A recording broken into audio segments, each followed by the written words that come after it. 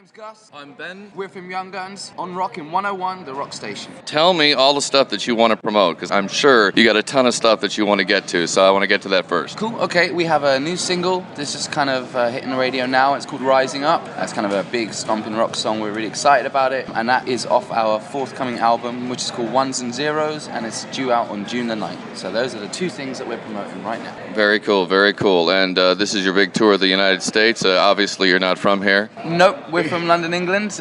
We've been here a few times before, Yeah, done a couple of tours. 6 times or something now, Something maybe? like that, over the past couple of years. But we're still a relatively new band, and we have a real good time over here. Crowds are really great. They just seem to be into rock music, and it's great for a band to come from so far away and to be made to feel very welcome here, which we have been made to feel every day.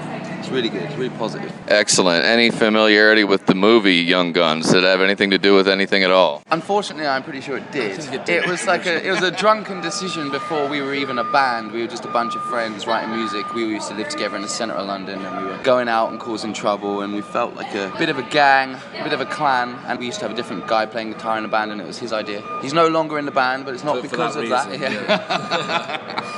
But the name stuck, and we just ended up running with it. It's a memorable name, and we wrote our first couple of songs, and it got a bunch of really good reviews, and suddenly we were on tour before we knew it, and it snowballed, which was great, but we never really had a chance to even consider changing the name, so here we are today.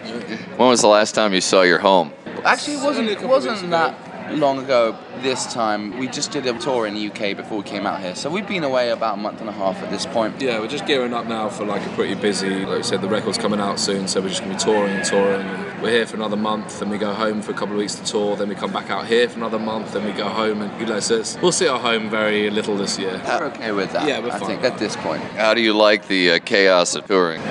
It's great. Yeah, It's it is chaos. You know, it's pretty extreme, but it's a very social experience, a very sociable experience, and it's a lot of fun. We're very fortunate. We've become friends with a lot of bands, and especially when you get to do like the festival run, which we're doing right now. Every night is great. The crowds are awesome. The weather is good over here. It tends to be, and then in the evening you're just surrounded by people that you know and haven't seen for a long time, and there's beer everywhere, and it's a good time. So yeah, it's great. Even just coming over here from being from London and stuff, like touring America is amazing. It's a big place, but you never forget how, like, from state to state, how it can change. So you wake up each day and you can be somewhere only a few hours away, but it's totally different. And we love that. We've been treated so well, and we've never had any problems over here. But it just keeps it exciting. So. Definitely very different touring in the UK. Yeah.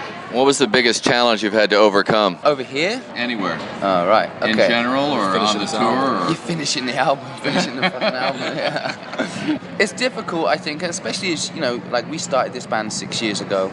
We're a little bit older now, and we've been busy for those 6 years pretty constantly, and that's a privilege and something that not many people get to experience. But being in a band is a challenge. It's very difficult. You have to sacrifice everything, really, including your kind of sense of worth as an adult member of society. That's not happening. You're not going to own any property anytime soon. You don't have a steady income, but all of those things are, in a strange way, they are privileges, because we get to do something that we love, and you can't really put a price on that. So you're familiar with the tour bus experience by now? We're familiar with every possible touring vehicle you could imagine, from vans to buses to splitters to whatever, and that's okay. We're all right with that. I like sleeping on the road. Yeah, sorry, it's amazing how much when you're not on the road, you're like, I do miss the bus, actually. I miss that. And then you do it a couple of weeks later, you're like, get me off.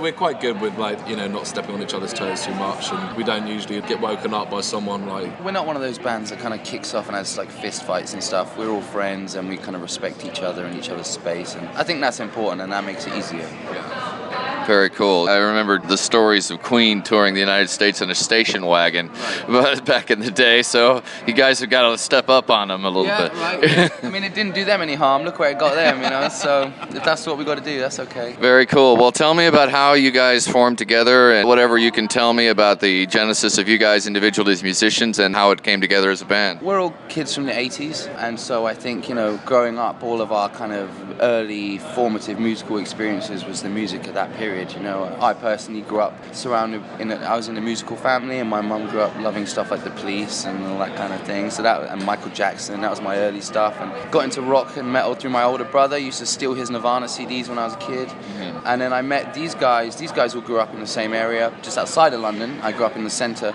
and we met through a mutual friend when I was at university. And I actually joined what would become this band playing bass, because we didn't have a singer. And then the band kind of lineup shifted, the singer quit, and a few of the other guys quit. And I was like, oh, okay, I'll sing until we get a singer, and that never happened. So we're here now.